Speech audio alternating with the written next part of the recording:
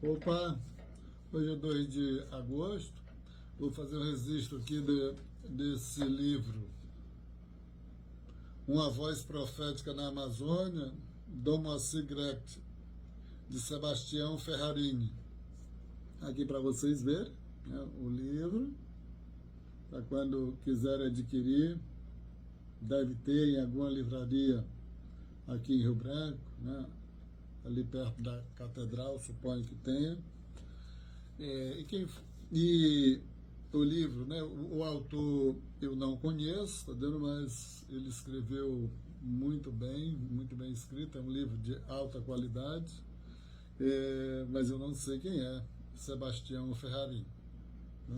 Então, e quem foi o bispo, né, Dom Moacir Grecht?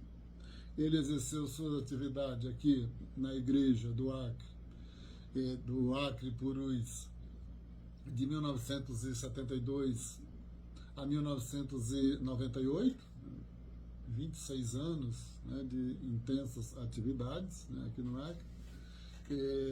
E ele é de Santa Catarina, com uma formação espetacular, né, uma formação bastante sólida. Claro que estudou em Santa Catarina, estudou em São Paulo e também estudou em Roma. Vou fazer um parênteses aqui, tá dando dado que é muito importante, que está um pouco no livro também, referente a esse período, né, que ele exerceu suas atividades aqui no Acre, que a gente pode considerar um período meio conturbado. Não sei se é possível dizer isso, né, falar num período meio conturbado, de 1972 a 1998, porque o momento em que nós estamos vivendo está muito difícil, mas digamos assim que esse período é bastante conturbado, né? Principalmente ali na segunda metade dos anos 60, a década de 70 e a década de 80. Né? Foi muito difícil, tá vendo? Para a população, para o povo, né? Para aquelas pessoas que sofreram todas as consequências das transformações pelas quais o Acre passou nesse momento, tá? Então, vou fazer o seguinte parênteses, né? Ele chegou aqui em 1972, foi nomeado, né, pelo Papa em 1972, e quais eram as referências em termos de igreja, né?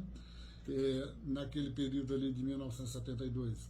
Você tinha acontecido de 1962 a 1965, tinha acontecido como é que a gente chama assim? O Concílio Vaticano II, né? Que foi convocado pelo Papa João XXIII, né? Pelo Papa João XXIII.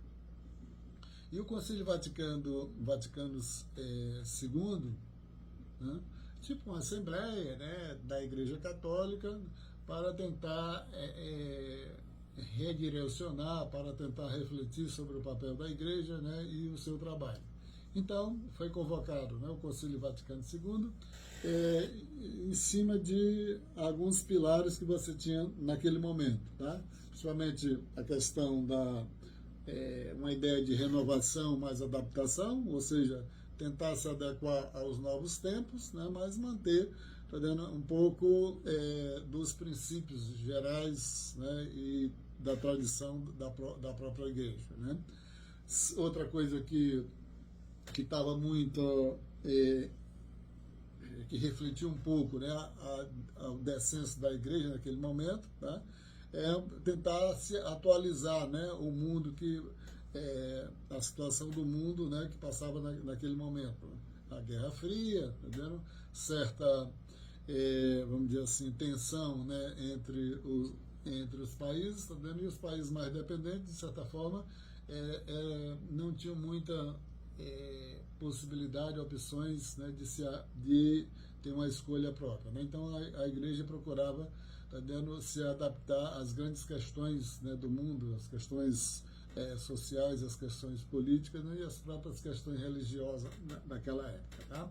Também tinha, especificamente da igreja, né, trabalharam especificamente a questão da liturgia, tá dando a modo operandi interno, tá dando tanto a questão, né, das missas, tá, que tentou colocar no mundo, né, atualizar, né, para as formas contemporâneas, que ela era bastante tradicional, ela era celebrada em latim, tá vendo? E isso dava toda uma conotação, né, para o tipo de igreja, como se relacionava com os seus fiéis.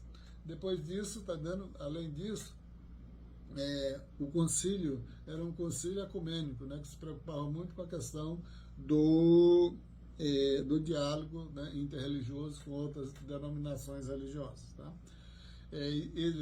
O concílio foi convocado pelo Papa João XXIII, né, ele faleceu, entendeu? E a partir, né, de 1963 a 78, o Papa Paulo VI, né, ele concluiu o concílio e tentou implementar, né, as principais medidas, as principais decisões, que estão todas registradas nos documentos do Concílio Vaticano II. Tá?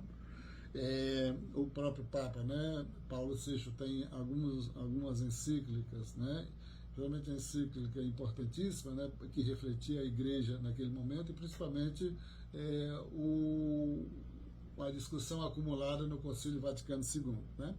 Outro grande evento, né, que serviu aqui para o bispo Dom Moacir Grec, né, foi o chamado encontro a Conferência de Medellín, na Colômbia, de 1968, né, que os bispos, né, latino-americanos se reuniram, né, na Colômbia, para tentar fazer uma discussão a respeito, tá vendo, do papel da Igreja, né, na América Latina, baseado nos documentos, baseado nas decisões do Concílio Vaticano II. Tá? E logo depois da Conferência de Medellín, tá vendo, um documento importante, né, o chamado Documento de Medellín, teve uma reunião em nível de Brasil dos bispos, tá vendo, em Santarém, em 1972, tá vendo, que de lá saiu o chamado Documento de Santarém, que é outra grande referência, né, para entender a Igreja Católica, tá, dentro desse contexto de trabalho do bispo Dom Moacir. Né? Inclusive, em 2022, né, a propósito dos 50 anos do encontro de Santarém, teve um novo encontro, né, para tentar atualizar, tentar refletir, dando aquele encontro lá de 1972, e por coincidência, né, foi o ano no qual o bispo foi nomeado aqui para a Igreja do Acre e Purus. Dito isso, tá vendo? O bispo, né, Dom Moacir Grec, eu não vou falar muito do livro, etc., mas é só um registro rápido. Ele atuou aqui no Acre, né, num período de grande turbulência, principalmente, né, para a população que foi alvo direto, né, de maneira negativa, do fim da economia da borracha natural, que foi abandonada, decretada pelo governo federal em 1967, quando deixou de financiar, né, a borracha natural. E isso fez com que, favorecesse, as vendas, dos seringais para os empresários do centro-sul do país, que chegava aqui, era denominado indistintamente de paulistas. Né? E isso criou uma situação de bastante, vamos dizer assim, de bastante conflito, né? Porque os seringueiros que estavam lá, dentro dos seringais, eles eram expulsos, né? Os capatazes, né? Os capatazes, né? Os próprios policiais, né? Que naquela época não tinham muito controle, tá vendo? Eram pessoas bastante mais truculentas do que hoje, porque eles matavam e não tinham a quem prestar conta. Né? Então os capatazes iam lá, derrubavam a casa dos seringueiros e tocavam fogo na casa dos seringueiros, e esses tinham ou se deslocavam para as cidades ou iam para um refúgio, né, mais distante, principalmente para os seringais da Bolívia. Né? Então foi nesse contexto que o bispo Dom Moacir Greg, ele trabalhou, né, ali, principalmente em 1972 e na década, seguindo na década de 80, tá? E é interessante, tá dando, que o livro, como o livro é muito bem escrito, tá dando, ele traz muitas angústias, né, dado que o bispo enfrentava muita dificuldade de trabalhar, né?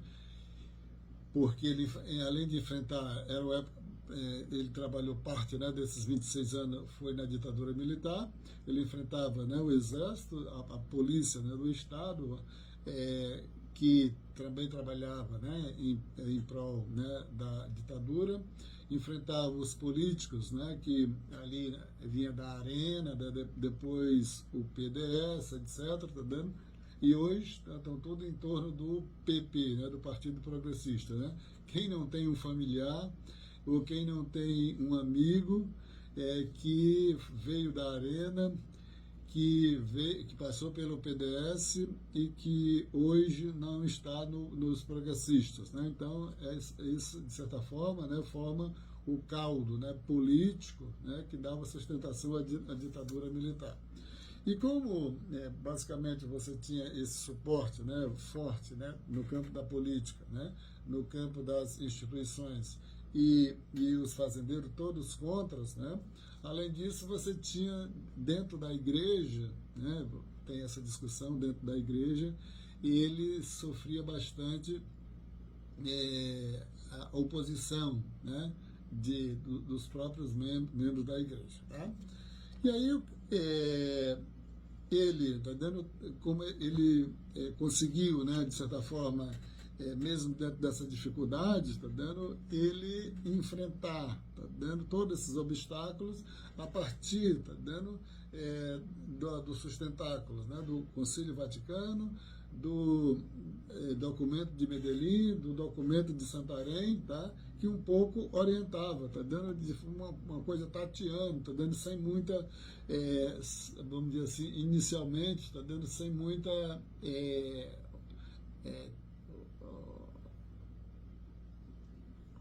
tradição da igreja de enfrentar diretamente essa situação, né? Já que a igreja tinha um padrão, né, antes, né, de trabalhar basicamente, né, com a questão, né, da sacralidade, né, vamos dizer assim, batizar, fazer o casamento, etc., tá dando, e não tinha essa ligação direta, né, com a população, principalmente, né, esses que eram afetados diretamente, né, com a violência, tá dando, que sofreram, né, ser expulsos, etc. E aí é interessante, tá dando, as várias reuniões que ele fazia com a população, etc., tá dando, para tentar ajudar, tá dando, e ser, tá dando, um apoio, tá dando, para que o sofrimento dessas pessoas, tá dando, não chegasse, tá dando, ou fosse mais reduzido, né, porque o sofrimento já era grande, né, ser expulso, etc., tá dando, o sofrimento já era grande, e ele procurava tentar amparar essas pessoas, né. E aí, ele teve, né, uma série de apoios aí, como as comunidades eclesiais de base, né, como ele tinha um trabalho interessante que ele fazia em termos das chamadas planejamento das pastorais, né, que eu achei interessante, né, isso que ele fazia em termos das diretrizes gerais, né, do trabalho da igreja, né. E aí, tá dando, como para o vídeo não ficar grande, tá dando, eu vou ler aqui uma parte, né, que eu acho, tá dando, que de certa forma reflete muito, né, o que foi esse bispo, a concepção dele aqui no Acre, né, que eu acho que eu posso finalizar esse registro com essa leitura. Deixa eu ver se eu acho aqui, né, só dizendo, né, que antes, né, teve 3 bispos, né, antes do Dom Moacir Greg, eu tenho um nome só de 2, né. O segundo bispo foi o Dom Júlio Maria Maccioli, que foi de 1939 a 1962, e teve o terceiro bispo, que foi o Dom Giocondo Maria Grotti, de 1962, né, a 1971, quando ele faleceu do acidente de avião, né. e aí iniciou o exercício, né, das funções do bispo Dom Moacir Gretchen, né? Então, deixa eu achar aqui o que foi que ele, um depoimento dele, né? Para finalizar aqui o registro desse livro espetacular sobre que me interessa mais, né, pelo o que discute, né, sobre o Acre. Veja o que ele disse, tá dando, que ele falou aqui em 2007, né, 2007. Num certo momento, eu tinha uma mentalidade ainda de sacristia. Eu achava que a minha função era pregar o evangelho, administrar os sacramentos, tentar manter o pessoal unido. Eu não queria entrar nesse aspecto, digamos, política com P maiúsculo, isto é, a busca do bem comum, da justiça. Eu praticamente fui forçado pelo povo. O povo confiava em mim. Então eu fui tendo contato com as injustiças bárbaras, arbítrios de autoridades, e acabei me envolvendo. Também naqueles anos eu fui eleito presidente nacional da Comissão Pastoral da Terra. Então a problemática da terra para o Brasil inteiro. Eu fui bem assessorado por pessoas competentes e no Acre por pessoas muito próximas. Aí, então, diziam que a igreja do Acre era política. Não é. É que todo mundo que trabalhava acabou na política. Ficou muito marcado por esse aspecto, né? Aí eu, fechando aqui, tá vendo, ele exerceu suas atividades até 1998, tá? Aí eu vou fechar, tá vendo, com uma nota que eu li num site local, tá vendo, a respeito, tá vendo, do atual bispo, né, que ele diz assim, o atual bispo me parece que está com 75 anos e está prestes a se aposentar, né? E esse site de notícia disse assim, né?